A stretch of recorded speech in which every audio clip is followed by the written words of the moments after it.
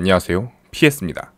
많은 전문가는 야마토캐논 감독님이 합류한 후 샌드박스가 많이 달라졌다 평가를 하고 있습니다. 저희 P.S 채널도 샌드박스의 경기력을 보면서 확실히 달라졌다는 것을 느꼈는데요. 저번 영상에서는 샌드박스가 시야적인 측면에서 달라진 것을 짚어보았고 실제로 얼마나 발전했는지 알아볼 수 있었습니다. 이번 영상에서는 야마토 감독님의 인터뷰 내용도 살펴보면서 샌드박스가 추구하는 방향이 무엇인지 그리고 어떠한 생각을 가지고 플레이를 하고 있는지 알아보려고 합니다.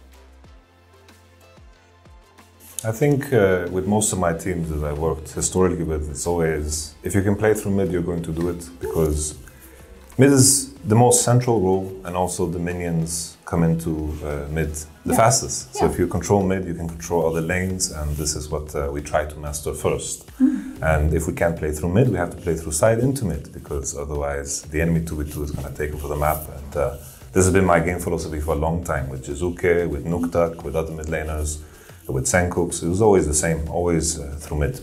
우선 야마토캐논 감독님은 인터뷰에서 미드 위주로 게임을 할 수 있다면 그렇게 하는 편이다. 이전에 코치했던 팀들에서도 비슷한 철학을 가졌었다 라고 답변을 하셨습니다. 실제로 연승을 달리던 기간부터 샌드박스의 전략이 미드 쪽에 힘을 실어주고 그것을 바탕으로 풀어나가는 모습을 자주 보였습니다. 페이트 선수의 지표가 점점 좋아지는 것을 보면서 더욱 체감할 수 있었죠. 지금 보시는 지표는 샌드박스의 스프링 시즌 지표입니다. 스프링 시즌에서는 페이트 선수의 킬 관여율이 56.6%, 골드 비중은 22.7%를 보여주고 있었는데요. 하지만 실제 팀 내 담당하는 데미지 비율을 살펴보시면 31.2%로 가장 높았습니다. 페이트 선수의 가능성을 보여주기도 하는 지표인과 동시에 스프링 시즌 샌드박스의 게임 플랜을 보여주기도 합니다. 적극적으로 미드를 밀어주기보단 오히려 바텀 쪽에 좀 더 재화를 투자하는 모습이었었죠. 도브 선수의 지표에서도 역시 스프링 시즌의 샌드박스의 방향성이 비슷하게 드러나고 있습니다. 지금 보시는 지표는 샌드박스의 서머 시즌 지표입니다. 현재 페이트 선수의 킬 관여율은 74.6%로 온플릭 선수 다음으로 높고 팀 내 골드 비중은 23.6%로 1위, 데미지 비율도 32.4%로 1위입니다. 이 지표를 통해 페이트 선수의 폼이 올랐다는 해석도 가능하고 샌드박스의 게임 플랜이 미드를 중심으로 자리를 잡았다는 해석도 어느 정도 가능합니다. 서밋 선수가 라인을 푸시하고 미드 쪽 로밍을 시도하기도 하고 미드가 라인을 안전하게 밀 때까지 봐주는 모습도 자주 보였고요. 온플릭과 고릴라 선수가 미드 주도권을 바탕으로 움직이려는 빈도수 또한 눈에 띄게 늘어났습니다. 이전에 샌드박스는 흘러가는 대로 게임을 풀어나가면서 갈피를 못 잡았다면 점점 팀적으로 움직이려는 것을 관찰할 수가 있죠.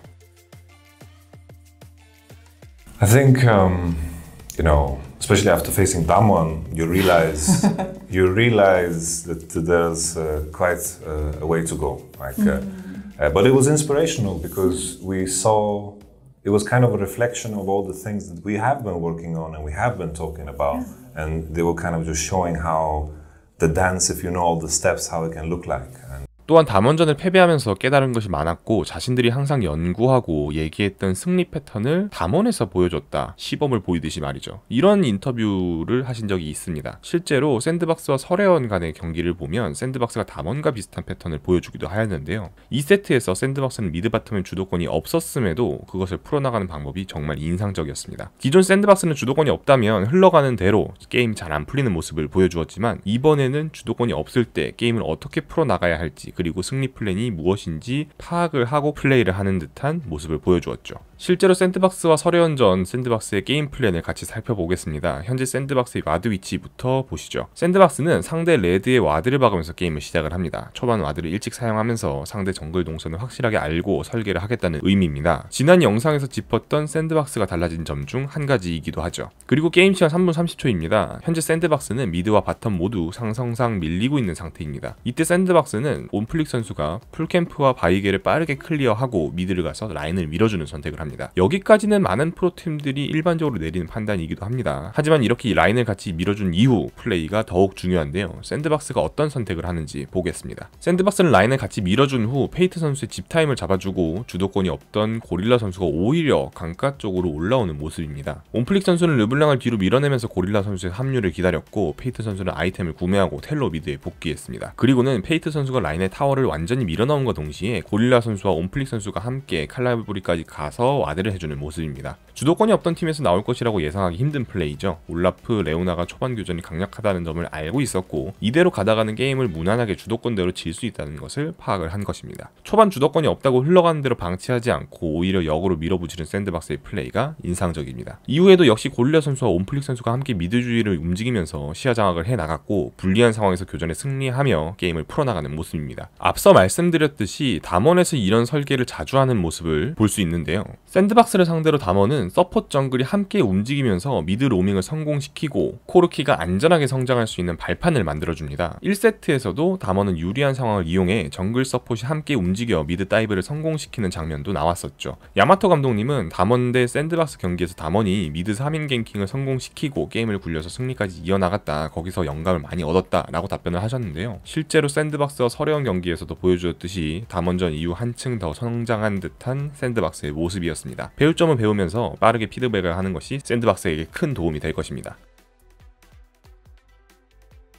For us, it's all about just making sure we are more and more connected, more and more in tune with how the game should be played. And after we've have this in place, we just work on our precision. Because I think the most important thing is that you play as 5 first, and then after you figure out the details of every decision. And we're just trying to reach that point where we always play as 5, and then we can work on our precision, where we can make high impact plays like Damwon, like they do a level 3 gang into mid, and then after that the game is finished because they control the whole game.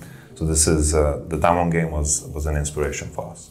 또한 야마토 감독님의 인터뷰에서 선수들이 제일 먼저 배워야 할 것은 5명이 한마음으로 플레이하는 것이고 디테일한 부분은 그 다음에 따라오는 것이다 라는 내용도 있었습니다. 저희 PS 채널에서도 샌드박스와 서래원 경기를 시청하면서 샌드박스의 움직임이 확 달라진 듯한 느낌을 받았던 장면이 있었는데요. 함께 보겠습니다. 1세트 두 번째 용이 나오기 35초 전입니다. 현재 샌드박스의 바텀 주도권을 잡을 수 있는 상태이죠. 전체적으로 샌드박스가 유리하기도 하고요. 온플릭 선수는 늑대를 먹고 귀환을 해주었고 고릴라 선수는 미리 귀환을 한 후 핑크 와드를 2개 구매합니다. 온플릭 선수는 귀환을 한 후 칼날부리를 먹고 용 쪽으로 움직였고, 이에 맞춰 페이트 선수와 샌드박스의 바텀이 라인을 푸시하고 강가에 합류하는 모습이죠. 라인을 민 샌드박스는 상대 이즈리얼이 라인을 받아먹는 모습을 확인했고, 루트와 고릴라 선수 모두 용 쪽으로 올라오면서 유리한 위치를 선점할 수 있었습니다. 서민 선수가 나를 압박하고 있던 것까지 파악한 샌드박스는 상대보다 머릿수가 많은 것을 정확하게 파악하고 용으로 진입하는 상대에게 이니시를 걸었습니다. 교전의 결과 역시 샌드박스가 4대 0으로 일방적인 교환을 하며 끝나게 되죠. 이렇게 팀원 모두가 서로의 타이밍에 맞춰서 라인 관리를 하고 상황 판단을 하면서 교전을 거는 것이 상위권 팀에서는 자주 보이는, 그리고 유독 하위권 팀에서는 보기 힘든 설계이기도 합니다. 매우 기본적인 것 같으나 실제로 이렇게 깔끔한 설계를 하기 힘들다는 것을 아셔야 합니다. 인터뷰에서 샌드박스가 상대의 실수만을 기다리는 것이 아닌 자신들의 역량으로 승리를 가지고 오는 점이 달라졌다 라는 말을 뒷받침하는 장면이 아닌가 싶습니다.